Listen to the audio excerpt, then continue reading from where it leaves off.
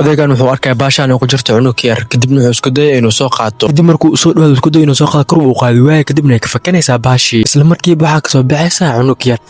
كمير كذا عنقتي استاجس سبحانه وكان سالحجين markaas habeenay kale meesha soo carreys waliba iyadoo lees cunugtaan waa aniga cunugteeda waxa lagu magacaabaa Emma halka caruurta kale ay dhan qoftaan way raaqara markay ay xuluftaan dhiga kiimaana isla markiiba iska stress meesha caadi noqonaysa kadibna soo carreys markaas ay argaysan oo gaarsanaa dooradan kadibna dooradii korkay ka taabanaysa isla markiiba si caadi ay ku soo noqonaysa dooraduna ay duulaysa marka habeenayda ku sheeganaysa inay tahay gabadheeda iyo ninkeeda gabadh yar waxay keenay halkaan kadibna ay wasujuudan balse ayda masjuud markaas ay qoftaan way raaqara qof caadi ma aha isla markaas waxaan qaayan weyn ka soo tagay jabkii gabadha ka jabayso ninkan soo qaadana kadibna uu fiirinay markaas waxa la kan waa dahab sidoo kale waxa loo raacnaa kan waxa loo magacaabaa blacksmith lacag badan ayaa la soo siinaya markuu gada kadib waxa la noloshaada ku raaxaysan marka uu soo baxay halkan iyo maana baashi dhan way soo qaadanayaaba kaas aad u farxaya adiga la daawadaha ilaahay muuqaalkana laakiin oo sarto markaas gurigooda ku soo laabanay waxay arkaan habeenay qurux badan meesha sitaa kaas waxa ku dhisay aniga ee ma ayaga cararna kaaliyay soo dhawaada ayagiyo idin way leeyahay sababtoo gabadha markii ay ka tagay intaas ma aysan la ekeen tuulada idin isku soo baxan wiilbana ayaga horba kaliya inay daawadaan gabadhan ee quruxda badan meesha isku imaana boqoro wasiiro iyo kuwa kale waxay ka codsanaysaa kaliya in loo keeno dahab kaas oo aan gubi karin dabka wiligiis aan dhalanaynin qofkii ii keenay qofkaas oo kaliya guursanaya ay ku dhahaysaa markaas ay soo baxay halka ay imaanayaan qof walba wuxuu keenaya dahab markuu kan dab lagu tijaabinaa isla markiiba dahabkii uu dhalaalaya ugu dambeyn uu xariifkan soo bax kadibna bad soo gal kadibna uu dilo dragonkan muxuu soo bixinaya dahabkii soo qaadaya gabadha